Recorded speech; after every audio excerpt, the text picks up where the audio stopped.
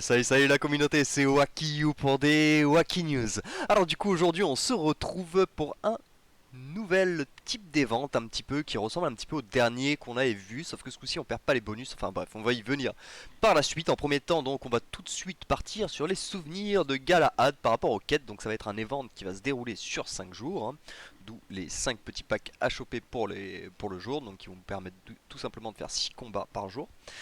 Ensuite, du coup, on va avoir la reconnaissance publique, du coup, qui va falloir atteindre le top 10 dans l'arène. Personnellement, je pense pas que ce soit impossible à faire. Après ça, je sais pas non plus où vous en êtes non plus sur vos parties et ainsi de suite.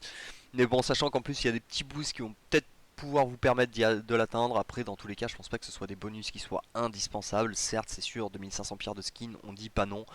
Mais personnellement, je trouve limite ça mieux que les coffres d'artefacts absolus. Après, c'est mon humble avis, encore une fois.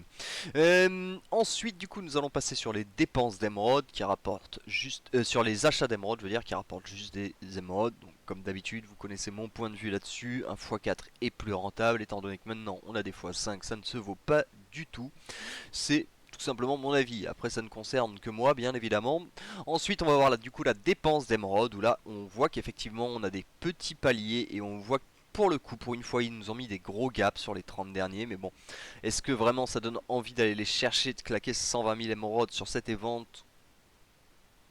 Je pense pas. Après, encore une fois, c'est mon humble avis. Parce que je crois que ce qu'il y a au mieux, c'est un cadeau du Dominion légendaire. Alors certes, hein, c'est un très bon équipement, là je ne vous remets pas en doute, chère communauté, mais le problème c'est que quand c'est ce qu'il y a de plus compliqué à choper, bah, c'est que c'est impossible à choper sans claquer au minimum 120 000 émeraudes au minimum. Ensuite du coup on va aller sur les fantômes du passé, du coup qui concernent les petites missions que nous avons à faire sur la carte. Donc ça doit aller jusqu'à 25, voilà, vu que c'est sur 5 jours. Ensuite on va avoir les boss magie interdite, avant-garde, démoniaque, Archimédon, Archimédon 150, Archimédon magie 160, tatati, tatata. Les avant-gardes du coup qu'on va aller voir juste après tout simplement. Donc il faudra, pour une fois ils ont fait quelque chose d'un petit peu logique, c'est-à-dire que sur tous les events de ce type où on avait des, comment dire, des bots en gros à battre qui gagnaient en niveau, on avait un bouton raid et en fait on avait le choix entre récupérer nos ressources de manière certaine contre une team où on est sûr de gagner, ou faire des combats chacun, enfin faire ces combats manuellement, donc perdre 4 fois plus de temps pour arriver sur une team qui finira par nous éclater la gueule. Bah effectivement, je pense que tout le monde, on était tous du même avis. Bon bah on va faire nos raids sur le 140 quoi. Là c'est un petit peu différent du coup, puisqu'il va falloir aller dégommer plusieurs boss.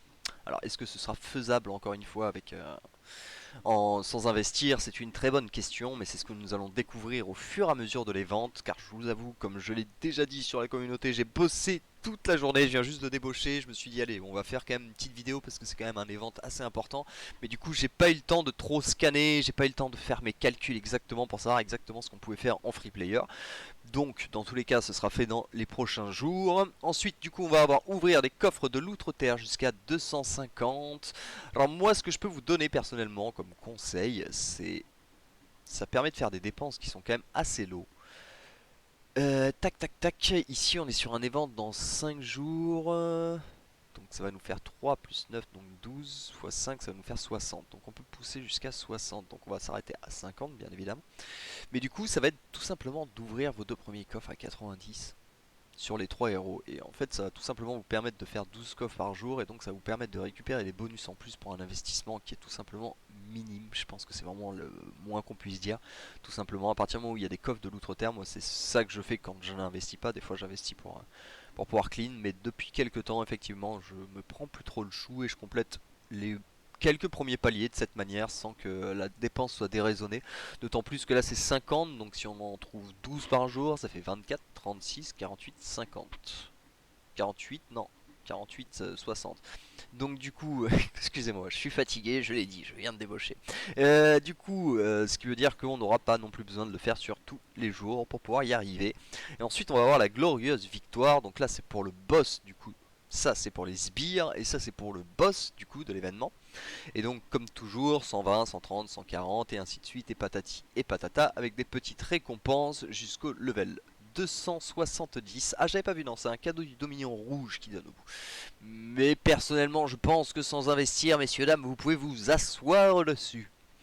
Alors donc, ensuite, maintenant qu'on a pu target un petit peu les quêtes, on va aller se faire une petite balade par ici. Donc ici j'avais déjà fait mon premier point. Ici on a dépensé 500 pièces de la tour. Écoute, des coffres du tête de Minotaure, ça se prend toujours. Améliorer le skin d'un héros, très bien. Alors ici on est en plein sur Fafnir. Hop. Eh ben, ok. Clac, effectuer 5 invocations, ça c'est pas cool. Toujours obligé d'en claquer 10. Enfin sur ce compte ça me dérange pas parce que j'ai des stocks de mutants sur le 38, c'est bien différent. C'est bien différent. Si vous saviez comme il m'a dépouillé le dernier event de Titan Ténèbres et Lumière, vu que tous mes Titans Ténèbres et Lumière étaient au minimum level 108, bah forcément ça fait tout de suite des investissements qui casquent un peu même en faisant tous les jours son donjon. Tac, ensuite du coup on a commencé ou rejoindre une aventure. Je voudrais bien rejoindre les copains, mais bon, moi je joue tout le temps avec mon copain Evox et il n'est pas sur l'aventure. Donc on va se contenter de lancer une 12, d'autant plus que là je sais pas ce qu'ils ont pris comme map 13, s'ils ont pris celle-ci, elle est faisable, mais c'est pas la plus simple non plus. Et on va juste lancer une aventure pour le moment. Est-ce que l'ami... Non, il est plus de portail, qu'est-ce qu'il a fait? Ok, on est décalé sur nos raids a priori. C'est pas trop grave, je l'inviterai demain. Alors, et voilà, on a lancé une aventure qui nous permet de récupérer 2 parchemins. En plus, on va retourner un petit peu dans les ventes pour pouvoir récupérer quand même les parchemins que nous avons laissés de côté. Là, il n'y a pas de parchemin, mais tant qu'à faire, ça se prend. Hop, et hop, et hop. Voilà. On a un max de parchemins pour le jour. Donc, du coup, alors, par où commencer? Parce que c'est un peu le boxon quand même, ces ventes. La seule différence, ouais, c'est que quand on regarde les règles, ils disent pas que quand on gagne, c'est réinitialisé. Donc c'est toujours une bonne chose. Ça veut dire que quand on va acheter des boosts, ils seront gardés pour tous les boss. Donc, ce qui va faire que si vous avez un peu de doute d'avance, ça sert à rien de refaire 50 fois le même combat. Autant améliorer vos héros. Mais encore une fois, je veux pas dire de bêtises. Je n'ai pas encore fait de test. Donc, je préfère quand même, pour le moment, on va testouiller un petit peu. Donc ici vous avez des héros, des sbires, on va directement en faire un parce qu'on va directement même tous les faire en fait. Hop. Donc là celui-ci, donc c'est le robot d'entraînement level 130 qu'on va. Est-ce qu'on le retrouve le robot d'entraînement? Magie interdite, avant-garde, archimédon, avant-garde, archimédon, magie interdite, avant-garde, archimédon. Donc non, celui-ci par exemple n'est pas dans les. Clac clac clac. Donc ici, on va avoir une team qui va être un peu plus méta que le reste. Ça ressemblait à un truc dans ce style-là. On va mettre Caïn, ouais, voilà, sur biscuit. On va se mettre une petite Céleste avec un petit Merlin. Après, j'ai pas fait des recherches de fou non plus, mais j'ai vraiment l'impression que c'est ce qui marchait le mieux. De toute façon, les quelques tests que j'avais fait ce matin, déjà, j'avais remarqué que Arachné était indispensable plus ou moins à cette team, selon moi en tout cas.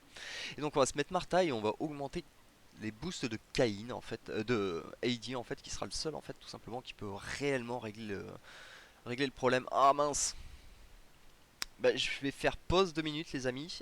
Je vais aller renouveler ma Valkyrie sur le 38 parce que je la renouvelle pas sur le même serveur. Et puis je vais reprendre cette vidéo plus ou moins là où on en était. On va quand même faire ce combat. Et je vous avoue que si on doit recommencer 10 fois certains combats, si on n'a pas le x5, c'est juste l'angoisse.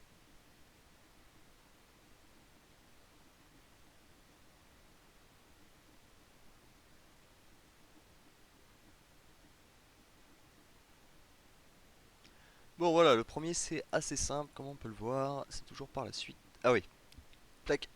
Écoutez, je mets pause, je renouvelle ma Valkyrie et je reprends sur les ventes, ok? Et voilà, donc du coup, nous y revoilà, ce coup-ci c'est bon, on a un petit accélérateur. Donc déjà, ce qu'on va faire en premier temps, c'est qu'on va éclater un petit peu tous les bots qu'il y a sur le chemin. Pour la simple et bonne raison, comme vous pouvez le remarquer en bas, ici, lui, il nous donne des cristaux blancs, lui, il nous donne des cristaux verts, bon, de la florarite, si vous voulez le nom exact, et du chrométal. Donc ici, nous avons affaire à le monstre des bois. Tac, pop pop pop, je sais même pas s'il y a besoin de faire vraiment des compos contre eux. Bon, on va quand même la faire à la rigueur, je me dis, ça fait pas de mal. Clac, clac, clac. Mais c'est dommage qu'ils les retiennent pas. C'est peut-être parce que j'ai fermé le serveur entre temps. Ensuite, on a Martha et Arachné avec Rahim. Enfin, si vous avez une meilleure team, hein, n'hésitez pas à la partager encore une fois, hein, comme toujours.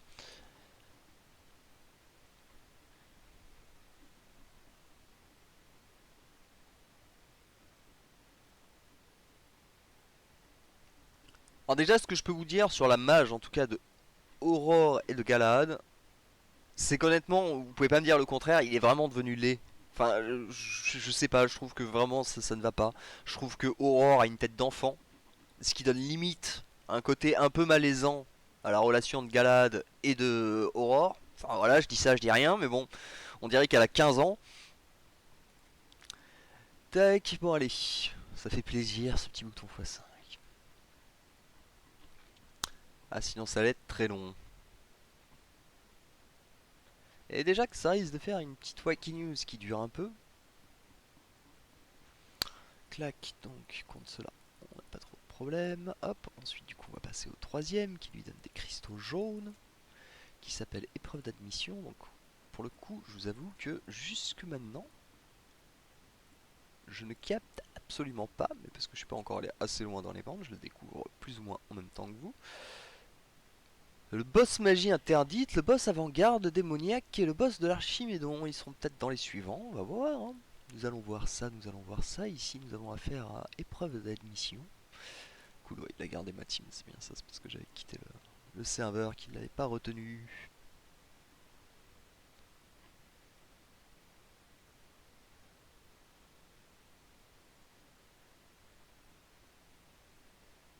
Ouais, par contre, là j'ai pas fait gaffe, mais il faut que je sorte de là en fait.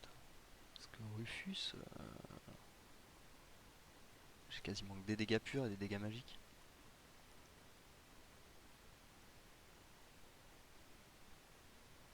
On va voir au cas où ils se prennent un improbable dégât physique dans les 3 minutes qui restent, mais ça peut arriver de temps en temps. Hein. Ça peut arriver que. Et là.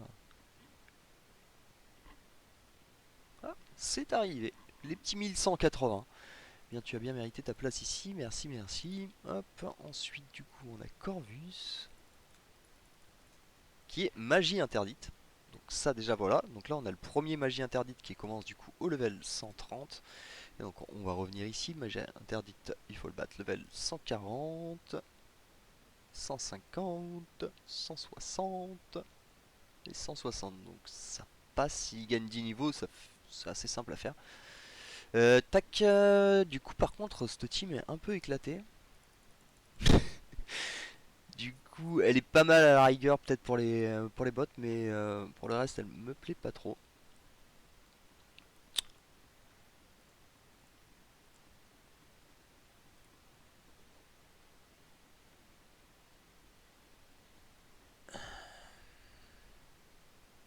Est-ce que je mets Fafnir? Ça peut être intéressant avec Galad aussi. Non, on mettra Arachné, elle est trop cool. Je suis un fan d'Arachné. Regardez ça, ça ne bouge pas en face, ça passe sa vie à être stun quoi. C'est catégoriquement le héros que je montrais une fois que j'aurais fini avec cette bouse qui est Gornelius sur le 38. Ok, tac tac tac. Donc ici on a dû valider un petit palier. Ah non, il fallait battre le 140, c'était ouais. Donc, non, on n'a pas validé de petit palier. Clac clac clac, retournons-y. Donc ici, hop, on va avoir des petits cristaux bleus que nous n'avons pas encore vus, qui seront l'avant-garde du coup, ouais, ça l'avant-garde démoniaque, qui était également dans les quêtes qu'on a pu voir tout à l'heure. Il y a le bouton se retirer, hein, donc si vraiment vous sentez qu'un combat part en vrille, bon après j'ai l'impression que quand même contre les sbires, ça demande pas une tonne d'effort.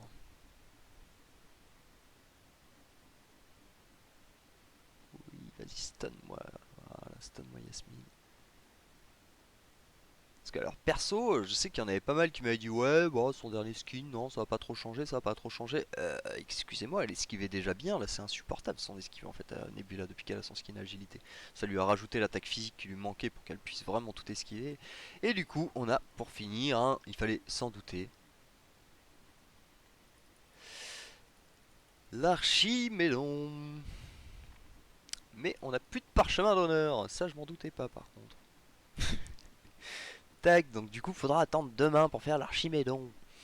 Hop, mais du coup voilà, c'est surtout ça que je voulais vous montrer en fait, que chaque boss du coup vous donne une petite ressource différente en fait. Hop, et ceci du coup on va aller le retrouver dans la forge. Alors la forge, il y a un truc vraiment que j'ai pas du tout compris, j'imagine que c'est peut-être un petit peu parce qu'ils doivent mettre un bonus dans l'arène pour qu'on puisse plus facilement atteindre le score. Mais alors expliquez-moi ce que ça vient foutre en cours des guerres de guildes.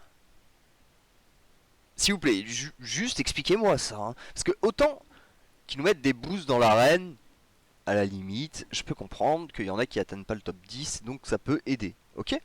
Mais qu'est-ce que la guerre des guildes vient foutre là-dedans? Ça n'a aucun sens en fait, tout simplement. Mais aucun sens. Voilà, ils se sont juste dit, bon bah c'est vrai qu'il faut qu'on mette la merde un petit peu dans la guerre des guildes, on le fait pas assez, donc ils essayent au max, tout simplement. Parce que vraiment, ça n'a rien à faire ici, mais pourquoi pas? On dira pourquoi pas. Ok, donc ici ça va vous permettre en fait tout simplement de forger des matériaux. Donc vous avez le gris qui va vous permettre d'avoir 100% d'attaque physique et d'armure, le vert qui va passer à 300 et le bleu qui va passer à 500. 500 en plus seulement, hein. Dans la guerre de guilde ça va foutre mais un espèce de boxon mais monumental en fait tout simplement. Et ensuite vous avez la même chose pour l'attaque magique et la défense magique. Ensuite il faut savoir que ces objets vont vous demander selon bien sûr leur rareté.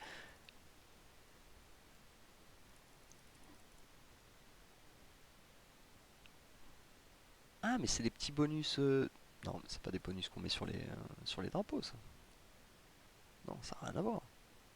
Je comprends pas. Je comprends encore moins pourquoi on peut en acheter 3. Voilà. Peut-être que ça fait 300% si j'en achète 3 ou 4 au lieu de juste 100%. Mais dans ce cas, quel intérêt? Ok. Donc en gros, bref. Excusez-moi, mais vraiment, je ne pige pas cet événement. Il n'y a rien à faire. C'est un. Je suis désolé, c'est le bordel, voilà, y a rien d'autre à dire, ils créent des nouveaux events, alors c'est très bien, mais putain. Donc, ça pour les acheter, ça va vous coûter 3 gris, 3 bleus, 3 verts, ça va vous coûter 3... non, ça va vous coûter 1, pardon. Ensuite, ça va vous coûter 3, 3 et 3 verts, et 5 gris, 5 bleus et 5 verts, du coup. Pour pouvoir faire vos bonus, tout simplement, hein. Donc les gris coûtent 1, ceux-là, bah, c'est x3, donc ils coûtent 3 tout simplement, et ceux-là c'est x5, donc ils coûtent 5. En fait, rien de plus logique, tout simplement. Pour le moment, je sais pas encore exactement comment ça se met, parce que vraiment, je comprends pas trop. Bref, ne nous attardons pas sur ce genre de détails, passons à la suite. Alors du coup, ensuite, pour la suite, donc c'est comme la dernière fois, vous allez pouvoir donner du boost, du coup, tout simplement, à vos coéquipiers pour les combats contre le grand boss, tout simplement. Et donc ceci, donc vous allez pouvoir par exemple forger, augmente les stats d'attaque et de défense des coéquipiers au cours des combats contre la vengeance sanguinaire. Et donc là pour augmenter ça va nous coûter un blanc, un rouge et un jaune. Malheureusement on n'a pas de rouge puisque c'est les rouges, j'imagine que c'est ici qu'on les récupère. Voilà. Donc du coup pour le moment on peut pas améliorer du coup notre loot tout simplement pour le combat de la vengeance sanguinaire. Je suis désolé si c'est pas très clair, hein, mais reconnaissez qu'il n'est pas très clair non plus, Stéphane. Tout simplement, c'est un peu le bazar. Ensuite, du coup, on va avoir donc la boutique qu'on ira voir juste après. Et là, on a donc le boss. Donc, pour le boss, la team qui tient le plus la route. Toc, toc, toc, toc, toc.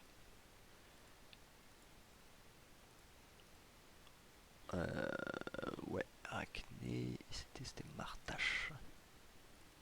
Martache la tâche. Puis voilà, là à partir de là, du coup, ça devient comme un petit peu l'éclat de la dernière fois où, bah, moi personnellement, j'ai eu l'occasion de faire quelques tests sur le 38. Et ben vous allez voir, des fois vous gagnez, puis des fois vous perdez. Voilà, c'est parce que on adore ça, on adore la RNG, surtout sur des events, c'est quelque chose qui est super bien Super, super, super. Donc ici, donc on a battu le premier, on va directement enchaîner pour voir jusqu'où on peut aller déjà sans le moindre bonus.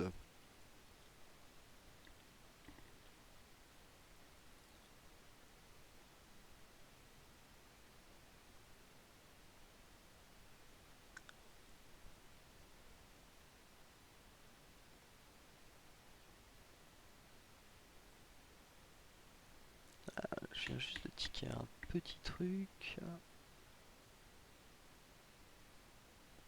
Ok.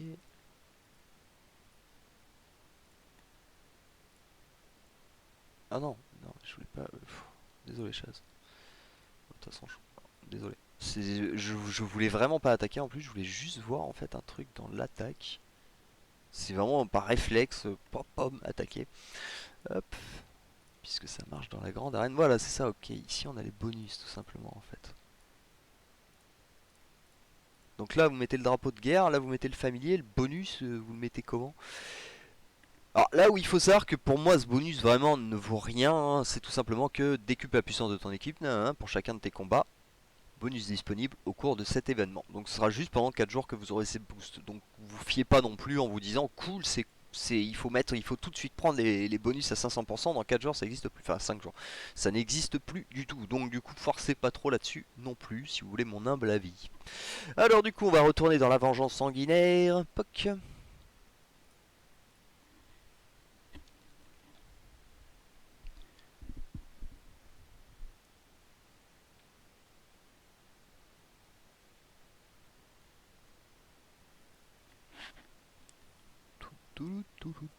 Bon, là, ça a l'air de très bien se passer encore.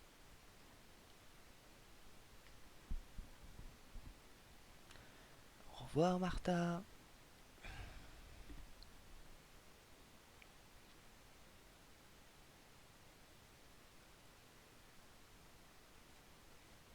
Et on peut pas faire ça là? Non. Non, parce que si je fais se retirer, ça me ramène au tout début. Donc non, on ne peut pas faire passer les combats. Moi qui suis un grand fan de ne pas perdre mon temps là-dessus. Parce que vraiment, pour moi, il n'y a aucun intérêt à un event comme ça, hein. C'est pas là-dessus qu'on va progresser en nous proposant de faire des teams contre une team, sachant qu'on a que 15% des héros qui sont disponibles. Bon, bah, ça n'a aucun sens. Ok, donc là on s'est fait exploser la tronche, donc on va retester quand même, parce que ça m'étonne. Ça m'étonne que ça arrive aussi vite, mais c'est possible.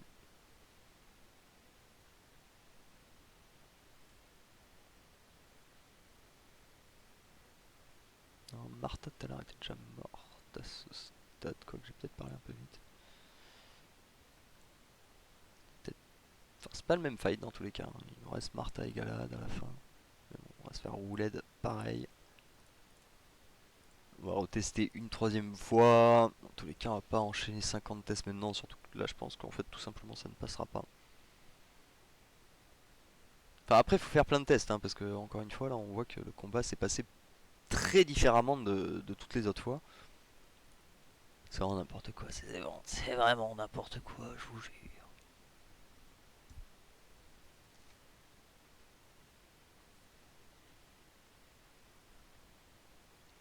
Du coup, avec les commentaires, j'ai appris du coup que le fameux qui m'accusait de cheat, du coup, il payait en plus pour avoir le logiciel qui lui donne des résultats complètement faussés. Je me suis dit, dis donc, là faut quand même en vouloir de payer pour avoir un logiciel qui vous donne des résultats faussés. C'est exquis, quoi. Exquis. Et je pense que celui qui crée le logiciel, il est vraiment en mode, hop là, voilà, moi je fais un truc qui marche à 20%. Hop, et puis maintenant, tout le monde paye et moi je récupère mon oseille. Ah là là, c'est un scandale, vraiment. Enfin, moi je trouve que utiliser ce genre de logiciel, c'est un scandale tout simplement parce que ça vous donne des résultats de fou et c'est comme ça que, de toute façon, Fred des Moines qui ne joue quasiment plus est revenu faire une petite halte la dernière fois dans le Discord en expliquant que bah, bizarrement il y avait des teams qui étaient incapables de faire 5000 points et qui maintenant font que des perfects. Voilà, vous savez à quoi c'est dû, quoi, hein, tout simplement. Au bout d'un moment, je pense que plus le temps passe et plus il y aura de joueurs malhonnêtes, tout simplement. Et dans tous les cas, même dans ceux qui utilisent pas le script, parce qu'on m'a appris aussi que ce qu'il utilisait, c'était pas un script, mais c'était un logiciel de simulation. Personnellement, je vois pas une énorme différence. Euh, dans tous les cas, ceux qui utilisent pas le script utilisent quand même des logiciels de simulation, donc ce qui revient exactement en fait au même, tout simplement. Donc, hop, début du nouveau jour. Donc ça, j'imagine, c'est pour les quêtes. Hop. Donc, ensuite, on va aller un petit coup dans la boutique. Donc, si vous voulez mon avis sur les skins, je pense que avant, il vaut mieux que je vous donne encore une fois de plus mon avis sur ces héros, ok? C'est-à-dire que lui, je suis en train de réfléchir, hein. Je pense que ça doit faire au moins un an que je l'ai pas vu en arène, dans une défense ou en attaque. Donc en termes de héros tout pourri, je pense qu'il est pas mal. Vraiment, hein, je veux dire, si on tape sur les héros qui sont tout en bas, il est vers là, à peu près. Donc du coup, on lui rajoute une ascension qui passe là. On lui rajoute un skin qui coûte des ressources. En plus, qu'il ramène là, à peu près. Donc il est toujours bien en dessous, comme vous pouvez le voir. Non, vraiment, pour moi, Galad, c'est clairement pas un investissement ok, tout simplement. De toute façon, j'ai jamais pu saquer ce héros. Il est ultra fort en début de partie. À partir du moment où vous arrivez en middle game, c'est-à-dire vers les levels 70, il commence mais à vraiment faire oup. Et puis après, plus personne en ending game. Et c'est pour ça qu'on ne le voit pas, tout simplement, tout simplement. Ensuite, on a Aurore. Alors là, il y a deux écoles. Encore une fois, ça va être une bataille. Et j'ai pas envie de batailler, ok? Ok? Donc je vais vous donner mon point de vue parce que je suis sur ma chaîne. D'accord? Mais ça veut pas dire que c'est une vérité absolue, d'accord? Moi personnellement, bon, premièrement déjà Orange je ne l'utilise plus, ça fait bien longtemps maintenant, heureusement, c'était à l'époque où je jouais Twin que je jouais Aurore et heureusement on a fini par trouver une fin à cette époque sombre parce que après une fois l'arrivée d'Isaac ça a été un peu dur pour moi. J'ai pris du temps à pouvoir me remettre dans les cordes tout simplement. Mais du coup, j'avais pas monté son dernier skin d'attaque magique pour la simple et bonne raison que ça renforçait selon moi trop les Isaac et je suis toujours ok sur ce point de vue. Honnêtement, alors le seul truc c'est que maintenant, je pense que vous c'est pareil sur les serveurs, vu que les twins ont disparu, que les magies ont disparu, en gros, on a quasiment plus de Isaac en défense. Donc du coup, ça peut être ok de rejouer les twins, mais en fait, si quelqu'un veut pouvoir vous faire une défense, il met Isaac et puis pareil. Enfin, donc du coup, je pense pas que ce soit rentable de pouvoir remonter des twins maintenant. Alors certes, c'est pas que le tank des twins, bien évidemment, mais je pense pas que ce soit super rentable de monter son attaque magique. Enfin après peut-être que je me plante, hein, peut-être que beaucoup d'entre vous jouent Aurore dans des teams qui sont complètement différentes de Team Twin ou des teams Mage en tout cas. Personnellement je trouve qu'elle a super bien sa place ici, mais donc du coup moi personnellement je ne vais pas monter ce skin parce qu'il est censé renforcer ceux qui contre la magie, donc ce n'est pas une rentabilité pour nous, d'autant plus qu'il va falloir raquer une tonne pour ce skin. Et donc, et pour Galahad, bien sûr, sur son attaque physique, alors bien sûr, ça va le rendre bien meilleur, mais ça ne changera pas tout. En fait, ça ne fera pas tout. Après, j'espère que je me tromperai et que dans 6 mois, on verra des Galahad partout dans la méta, mais ça m'étonnerait un petit peu. Voilà, si vous voulez, on peut aller voir un petit peu leurs compétences, hein. De toute façon, dans tous les cas, après, je pense que vous êtes allés les voir de vous-même, mais bon. Au cas où vous auriez eu la flemme, voilà, je suis là pour ça. Aurore sur ce compte, bah, de toute façon Aurore comme Galad ne sont pas montés sur ce compte. Aurore avec sa tête d'enfant, regardez, on dirait qu'elle a 14 ans. 14 ans et demi. On l'entend dire ouais j'ai 14 ans et demi, parce que ça compte quand t'as 14 ans le demi. Euh, Qu'est-ce que je voulais dire? Ah oui, on voulait aller sur ces nouvelles ascensions. Donc du coup, compétences passives. À la base, le power, du coup, c'était bouclier absorbe une partie des dégâts magiques après avoir absorbé X de dégâts. Le bouclier explose et inflige des dégâts aux ennemis à proximité selon la quantité de dégâts. Le bouclier explose et inflige aux ennemis à proximité la quantité de dégâts absorbés. Voilà, désolé, excusez-moi, je galère des fois.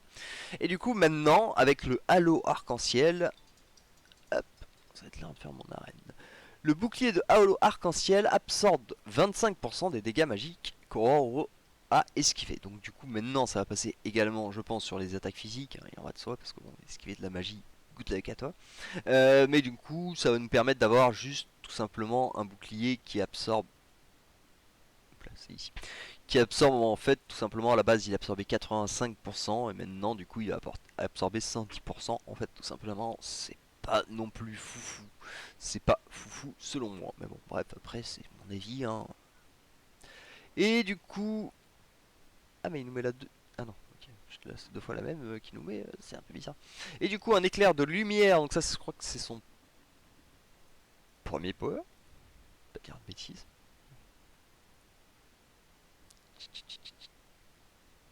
Aurora. Ouais, c'est bien ça, c'est son premier power du coup. Son Hero Power actif. Tac, tac.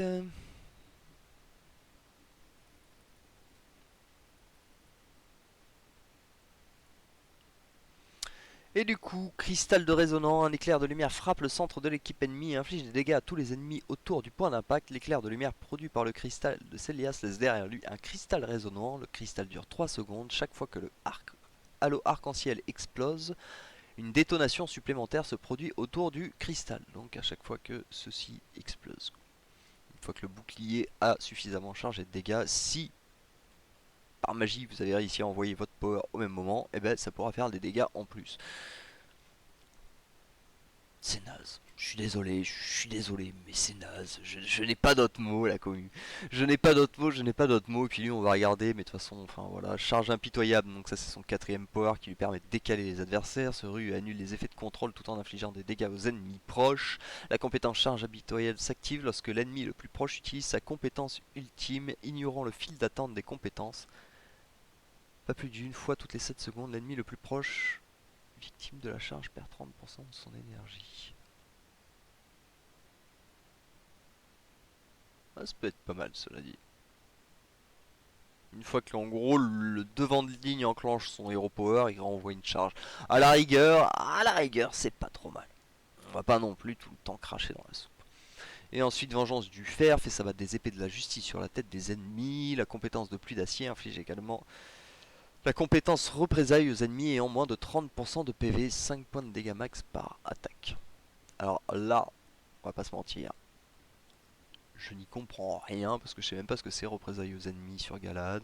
C'est le problème en fait, c'est pour ça que moi j'aime pas vous parler de héros que je ne connais absolument pas parce que j'y pige rien et en même temps j'ai l'impression que personne les connaît parce qu'ils sont tellement nuls en fait que...